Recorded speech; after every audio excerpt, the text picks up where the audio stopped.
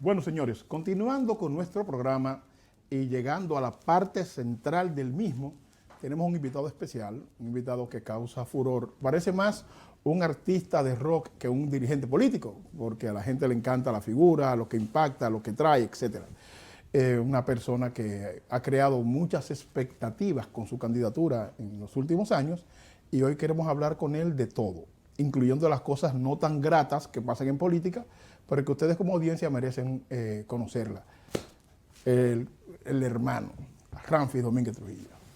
Hermano, encantado, Samuel. Qué placer estar por aquí y estar no solo en el programa suyo, sino en Nueva York, compartiendo con toda la gente linda de la diáspora, que hacía mucho tiempo que no habíamos tenido la oportunidad por todas las situaciones que hemos vivido. Pero aquí estamos y felices. No, y el placer de poder darnos la mano y abrazarnos. Así porque hace es. 2 años esto era casi imposible. Así es, así es. Bueno, Ramfis, ¿cómo van el proceso hacia la constitución definitiva del PET?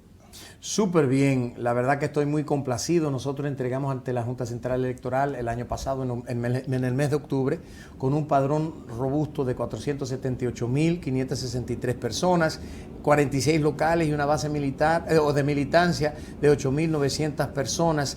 El año pasado ya superamos el proceso técnico, esperamos la certificación del partido en las próximas semanas y muy bien, hemos estado recorriendo el país y ya habiendo cumplido con ese hito histórico para nosotros, pues entonces retomando el tema de la diáspora, que esta es la esencia, este fue la génesis del partido y aquí vamos y aquí estamos de nuevo. Y específicamente en el Bronx. Así es.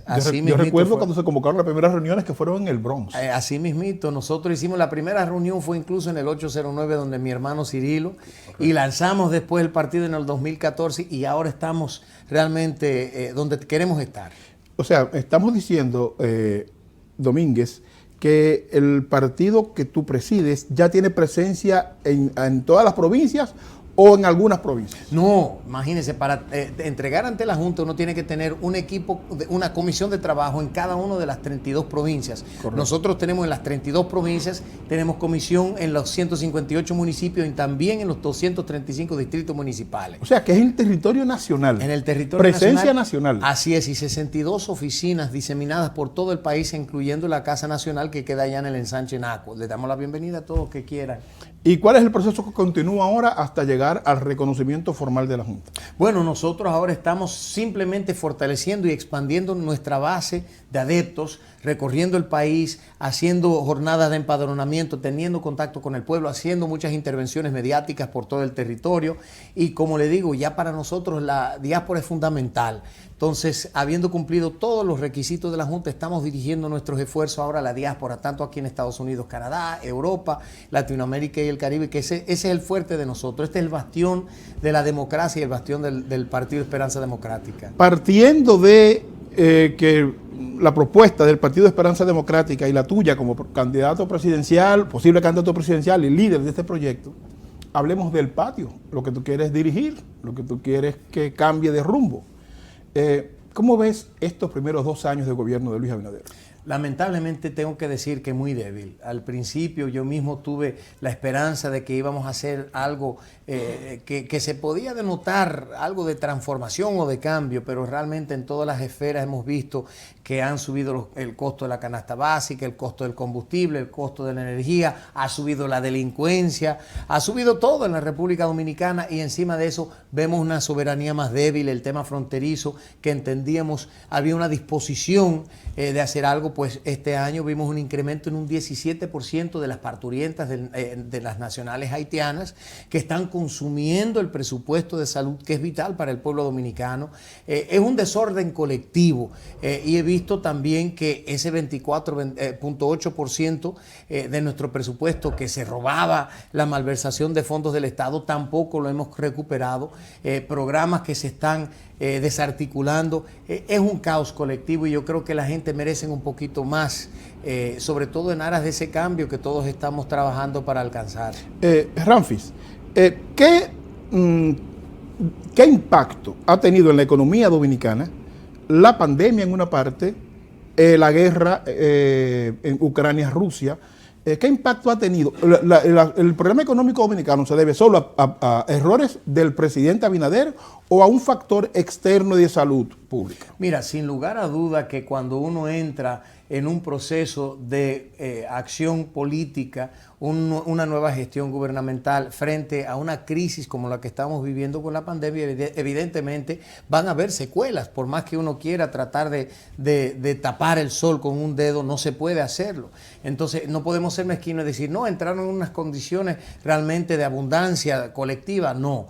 Era una crisis, una pandemia que estaba exigiendo realmente el comportamiento o el buen comportamiento del gobierno frente a esa crisis para manejar el tema de salud sobre todo. Sin embargo, hay que decirlo también, el encierre del pueblo fue mucho más allá de lo que nosotros entendíamos era necesario, sobre todo cuando nosotros entendemos que en ese campo tan amplio que nosotros tenemos, que es una bendición de Dios, pues pudimos realmente aplicar o poner en práctica uno de los principios fundamentales para erradicar la pandemia, que fue el distanciamiento social. Se lo pedí encarecidamente al PLD, le dije, vamos a aprovechar este encierre para recuperar el campo, eso nos va a favorecer en materia de erradicar el COVID-19. No lo hicieron, se lo dijimos igual al gobierno del presidente Abinader, no lo hicieron, entonces extendieron el cierre también para controlar la delincuencia, para un sinnúmero de factores, también estaban recibiendo dinero de organismos internacionales que estaban dándoles recursos a esos países que tenían, que tenían su economía cerrada. Entonces se exageraron también porque aprovecharon ese encierre en esa orden de emergencia a la cual nos tenían todos sometidos para tomar préstamos a dos manos, y hay que decirlo así. Entonces, por ese lado yo le critico con mucha vehemencia, porque ese endeudamiento que ellos mismos censuraron y le impugnaron al PLD, pues se han valido de eso para seguir creciendo una deuda ya de por sí exagerada, aumentándole 20.000 millones de dólares. Igualmente con el tema del estallido de guerra entre Ucrania y Rusia, vimos que al otro día ya estaban subiendo el costo de los combustibles, cuando se supone que nosotros tenemos 3 meses de combustible. De compra por adelantado, correcto. Pero no fue de compra así. Por adelantado de combustibles, correcto. Entonces, así mismo, el tema energético, que se comprometieron, que iban a hacer esto, que iban a hacer lo otro, y lo que han subido es la tarifa, y hay más apagones hoy que en los años recientes. Eso tengo que decirlo, en mi casa nosotros estamos viendo 3 y 4 apagones en el ensanche, en la Esperilla y en el ensanche Naco, donde está la Casa Nacional, 4 y 5 veces que se va la luz. Mencionaste, Ramfis, el problema de la corrupción en los pasados gobiernos y cómo esas acciones que han reducido posiblemente los actos de corrupción en este gobierno no se han traducido en, digamos, una evidencia de que la gente entienda que ha valido la pena la campaña anticorrupción. Ahora bien, la ley de extinción de dominio, acaba de firmar el presidente, ¿tendrá efecto la ley de extinción de dominio? Es la ley que la sociedad dominicana necesita en este momento como para ver si se detiene el robo al erario público, pero además, te pongo esto solamente sobre la mesa, la ley de extinción de dominio excluyó regresar de manera retroactiva a empezar a quitarle a los 20 años de gobiernos pasados el dineral que se llevaron en los bolsillos. ¿Te parece que esta es la ley ideal para la sociedad dominicana de hoy? Samuel, me acabas de robar la respuesta al decir lo que yo iba a decir. La retroactividad, que es un elemento fundamental de esa ley, se la quitaron, fueron creo que 60 y pico de modificaciones que le hicieron, y eso fue fundamental. Y le dije, ojo señores, si le quitan la retroactividad, están como diciendo, no hay que tirar piedras hacia atrás, como dijo Danilo Medina. Están dándole permisibilidad a toda esa gente que se han robado, decir, no señores, mira, yo tengo 3.000 millones de pesos en bienes míos personales, pero no tengo que reportar nada porque se cubrieron en salud con la ley de extinción de dominio, que nosotros dijimos desde el primer momento iba a ser así.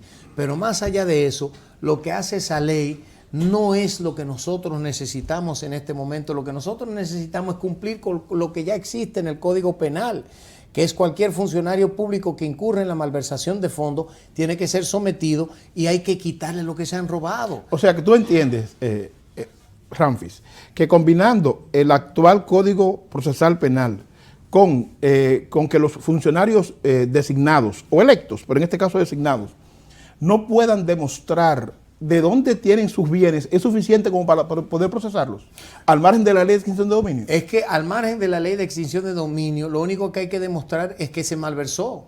O de dónde provino tu dinero. Absolutamente, hermano. Y aquí nosotros sabemos que los políticos que han acostumbrado a incursionar en la política justamente para satisfacer apetencias personales económicas. Entonces, el grupo completo del PLD llegó con chancletas que incluso tuvieron que pedir trajes prestados. El mismo día de la juramentación. Absolutamente. Entonces eso lo sabe todo el mundo y de repente hay uno que es Camacho con miles de millones de dólares, hay otro que con esto, con lo otro. Entonces, ¿de dónde salen tantos recursos? El mismo Leonel Fernández, que se fue del PLD a la Fuerza del Pueblo, y entonces él dice que él no tiene dinero, pero que tiene muchos amigos, y los amigos son los que aparentemente le dan toda la riqueza, la abundancia económica a sus familiares también, porque son demasiado generosos. Entonces, esas son cosas que nosotros no podemos permitir bajo un Estado de derecho, que exige que la gente respondan por los crímenes que cometen, y eso es un crimen y una traición a la patria, robar del erario público, porque le están robando la alimentación al pueblo, el dinero que se supone está haciendo o debe ser destinado para mejorar las condiciones del pueblo que vive sumergido en la miseria, en la inopia. No puede ser así. Mencionaste el tema de las parturientas haitianas en el país. Y en efecto, esa práctica ha ido creando un hoyo en el presupuesto de salud pública. Ahora, yo te pregunto, ¿no son más culpables quienes las traen con algún nivel de garantías? Por ejemplo, ya se sabe que hay un tráfico real de parturientas haitianas, un negocio manejado por dominicanos. ¿No es más condenable el que la trae a quien, necesitando el servicio, acepta eso a condición de obtener alguna atención médica? Bueno, mira, yo digo que lo que es igual no es ventaja, y yo creo que en este caso tenemos que ver a las personas que están no solo buscando las guaguas para traer a esas parturientas, pero también los militares en la frontera. Y yo soy de los que pienso que cuando uno incurre en ese tipo de acción está cometiendo una traición a la patria, y los militares tienen que ser sometidos al rigor de esa ley, de esa disposición también. Pero así mismo... Y los civiles, porque hay civiles envueltos en eso. Absolutamente, y eso es algo que se ha vuelto tan común, que uno habla con los agricultores, con los productores, y dicen, no, hermano, si yo necesito 10 haitianos, yo llamo a un contacto que tengo allá y los tengo aquí al otro día a las 9 de la mañana. Por el beneficio que implica eso para el sector productivo. No tienen que pagar seguridad social, no tienen que pagar garantías, pagan menos salarios. Prestaciones laborales, ninguno de esos beneficios que a un dominicano, un ciudadano, pero a la vez el país es el que pierde, claro, porque no percibimos ningún tipo de impuesto sobre ese pago, ese salario que se le está pagando.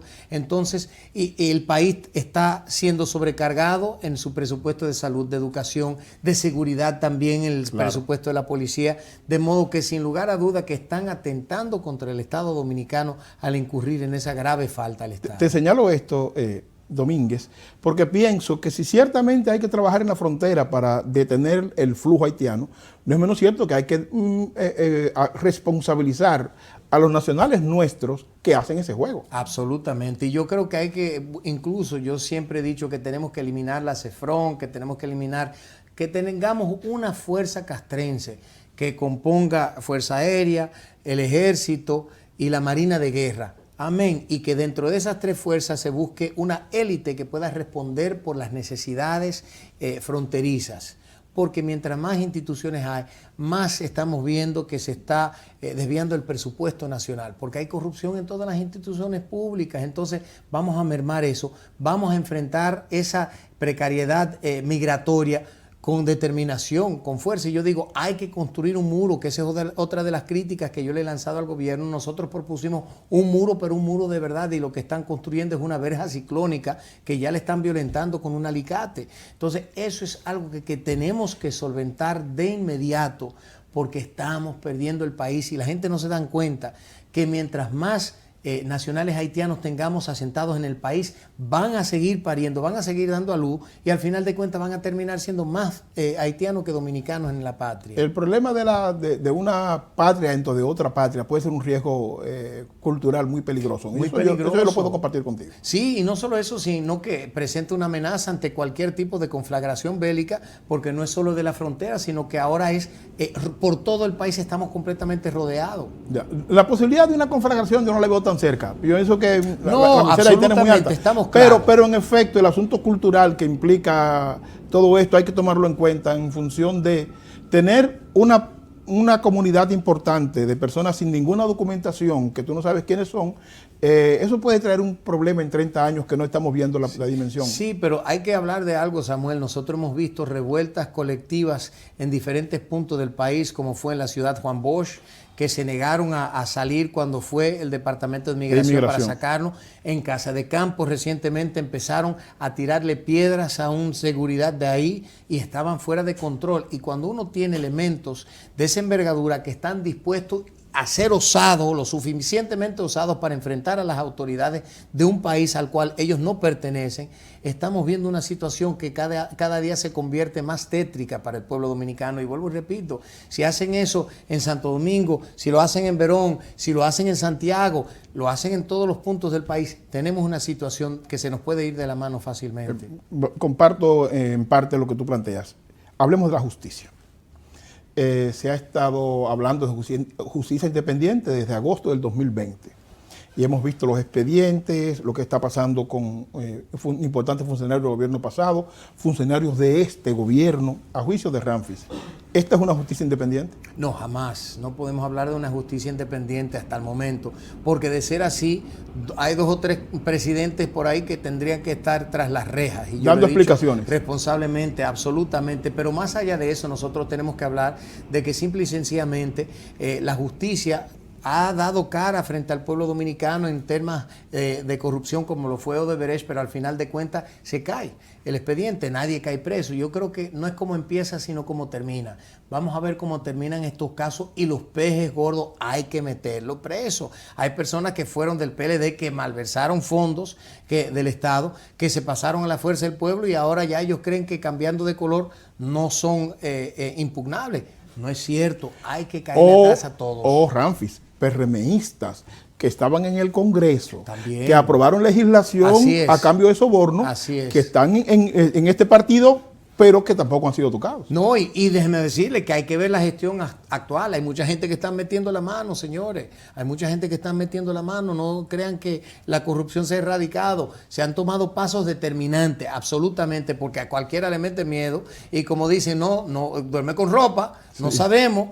Pero hay que llegar al fondo de esos casos. Ya están trabajando en la parte de reconocimiento del partido político que tú representas. Así es. Bien. Edith, ¿tú tienes la gráfica lista? Mira, el año pasado, en el 2020, la Junta Central Electoral establecía que no se podía reconocer a ti como candidato presidencial porque tú no cumplías con los requisitos básicos de 10 años de haber renunciado de tu condición de ciudadano norteamericano y de residencia en el país. ¿Eso ha cambiado como para que podamos contar contigo en una boleta presidencial? Mira, realmente yo siempre mantuve y mantengo hoy, Samuel, que nosotros no tenemos impedimento constitucional para presentar nuestra candidatura a la presidencia de la República. Pero entonces, ¿por qué la Junta dijo eso?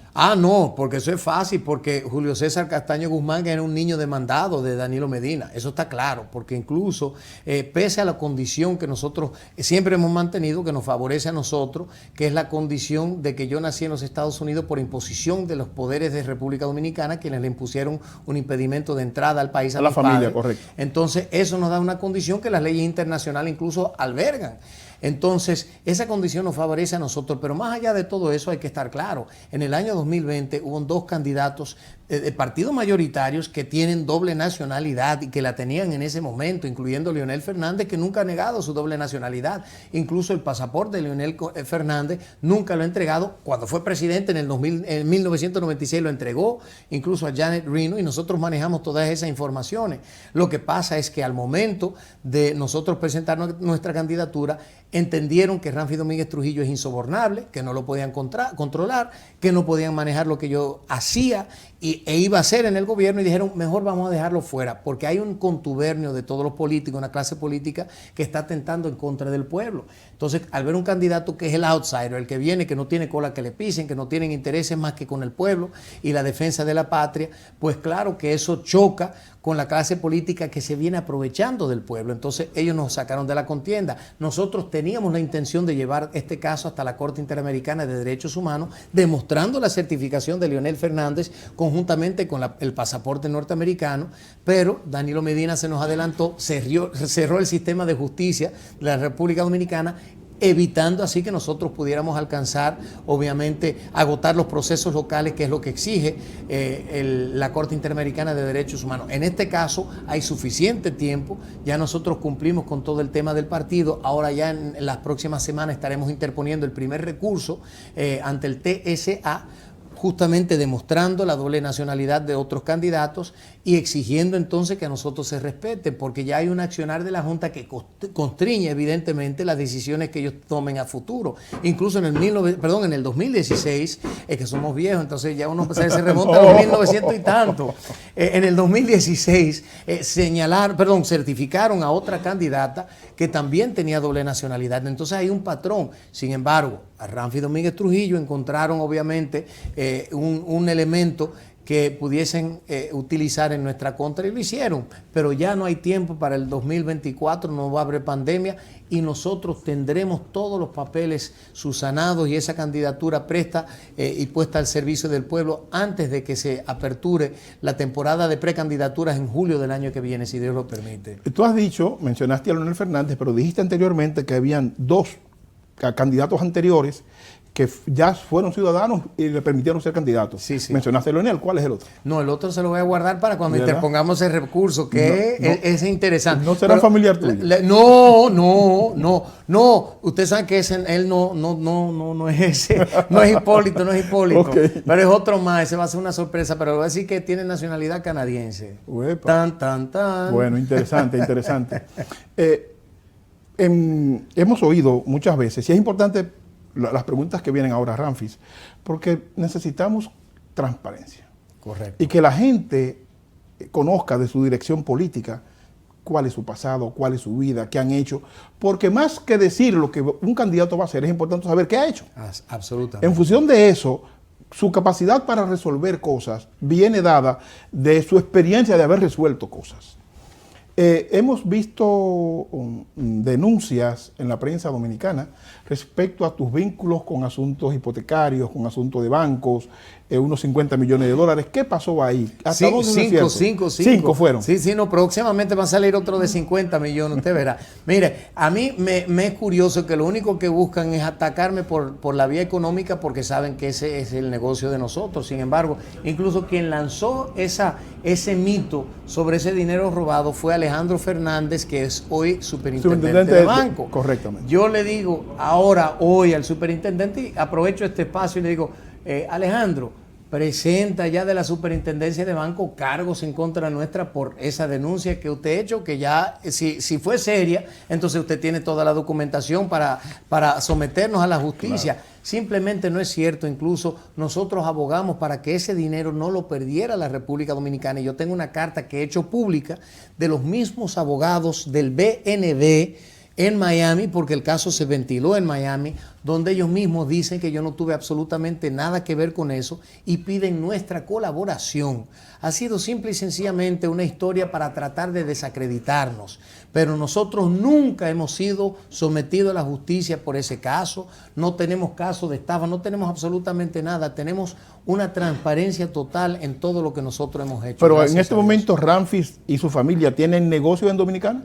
No, nunca he tenido negocio en República Dominicana. Okay. Ese fue un primer intento de hacer negocio en República Dominicana, pero ante realmente las deficiencias, incluso en ese proceso yo le he hecho la culpa a las autoridades del BNB, que fueron completamente dejados en el funcionar de ese proyecto, que fue lo que causó la ejecución de la carta de crédito que ellos habían puesto como garantía, que eso fue los 5 millones, la ejecutó el Banco de Australia. Yo no tuve absolutamente nada que ver ni acceso a eso, pero los negocios míos por suerte están en la ciudad de Miami, que me ha dado una cierta autonomía en la política dominicana, porque no pueden amenazarme, que es típico de la política, que me van a cerrar esto y lo van a cerrar lo otro. O con la DGI. Así mismito, gracias a Dios. Mira, en noviembre del 2021, hace unos 8 meses, una persona que fue secretaria general de tu partido, el señor Durán, hizo una denuncia de que habían una falta de explicación respecto a los usos de los fondos del partido. Esa demanda del señor Durán salió en los medios.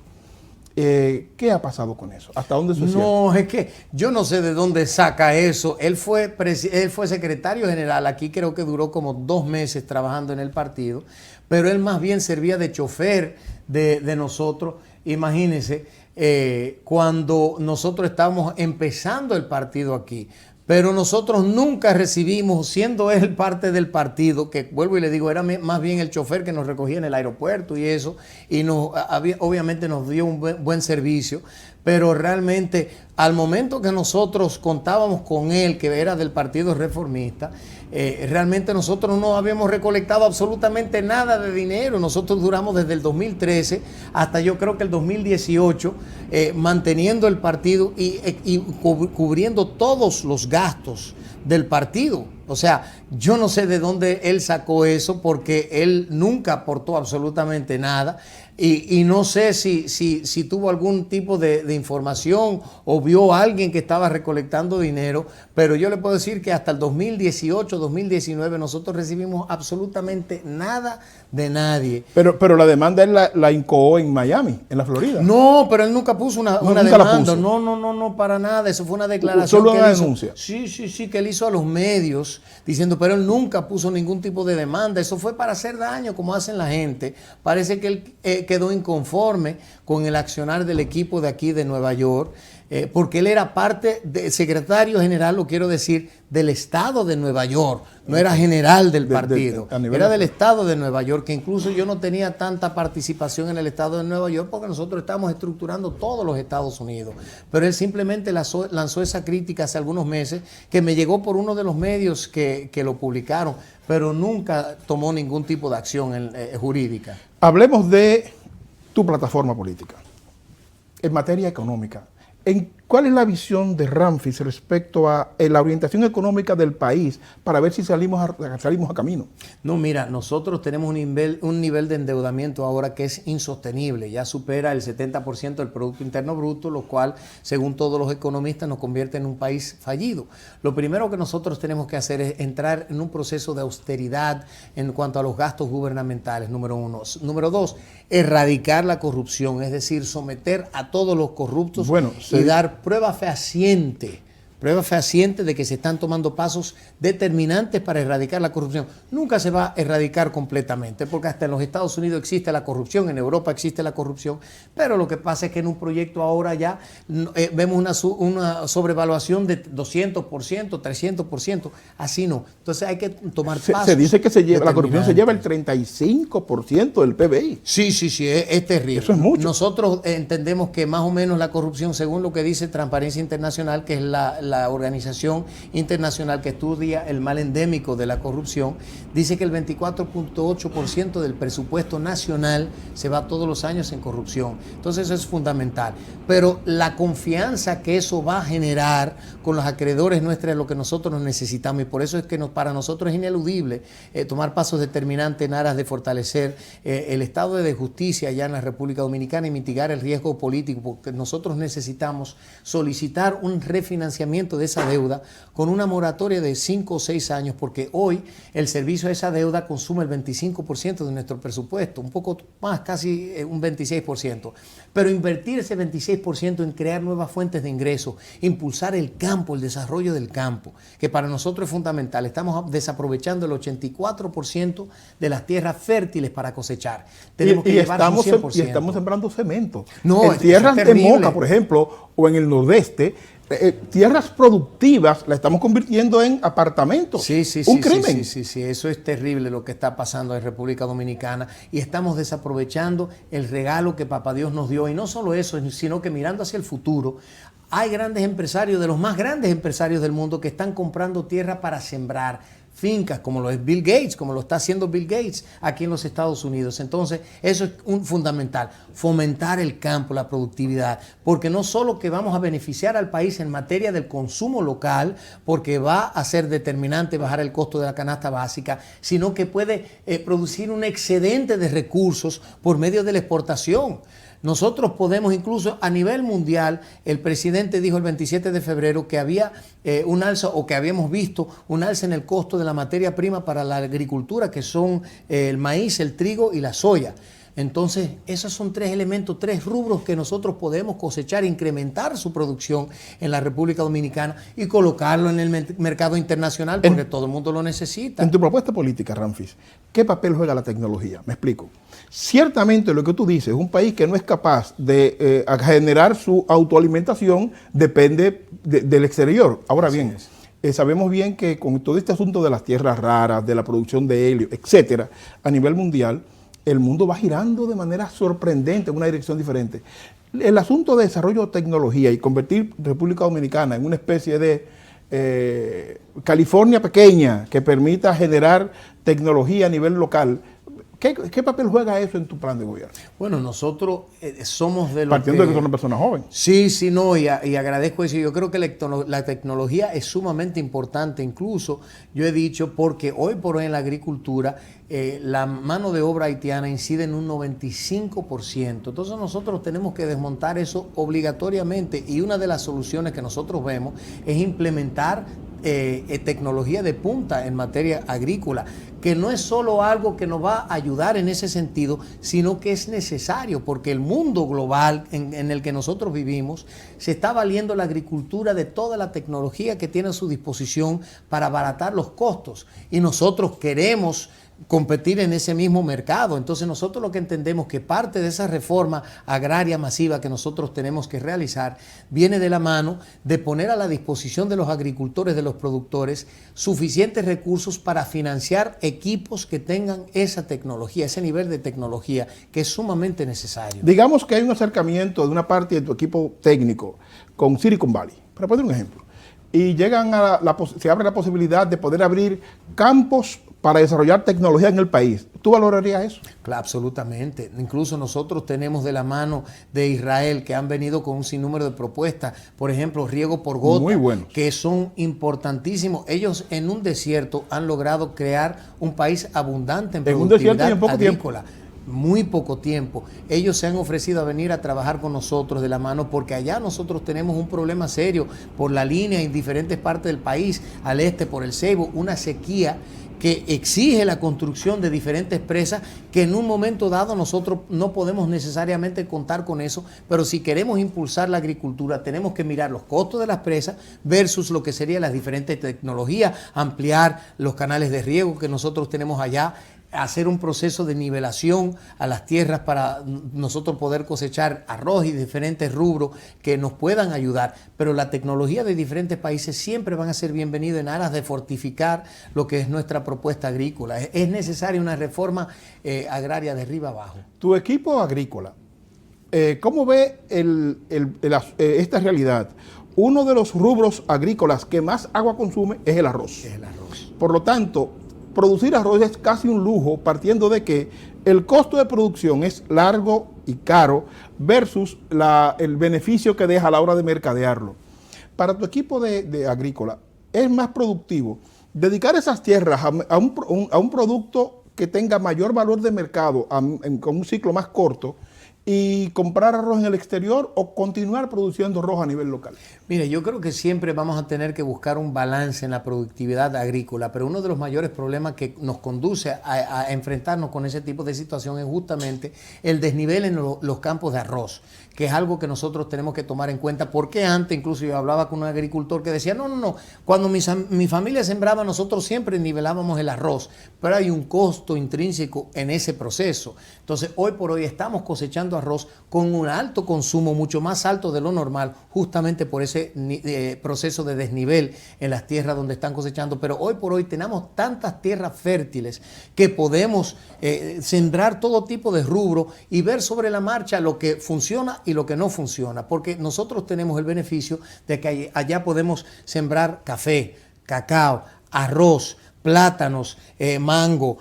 Nosotros tenemos la facultad, esa diferencia geográfica que nos permite. Y climatológica. Esa climatológica, que donde necesitan frío, como el café, que necesita un clima un poquito más frío, bueno, podemos echarlo en las montañas. Donde necesitamos sembrar plátano, que puede ser en cualquier, bueno, pues vamos a sembrarlo en diferentes zonas. O sea que tenemos nosotros esa tierra bendecida que nos da la facultad de poder producir lo que nos da la gana y sobre la marcha, porque hay muchos productores de arroz.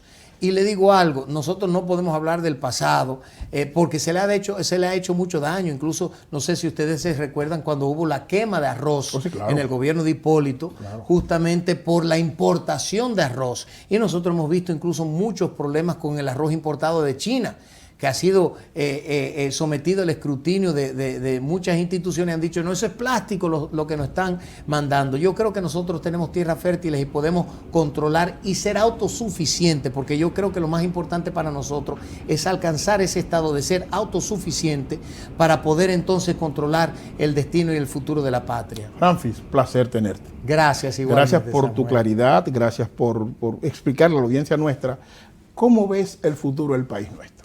Gracias. Gran placer tenerte, hermano. Esperamos que regreses. Así va a ser. Nos quedan muchos temas pendientes. Mucho. Para la próxima será. Hemos conversado con Rafi Domínguez Trujillo diferentes aspectos de la vida nacional, pero esta conversación continuará en un programa posterior. Sin embargo, usted y nosotros nos juntamos la semana próxima en este mismo canal. Muchas gracias.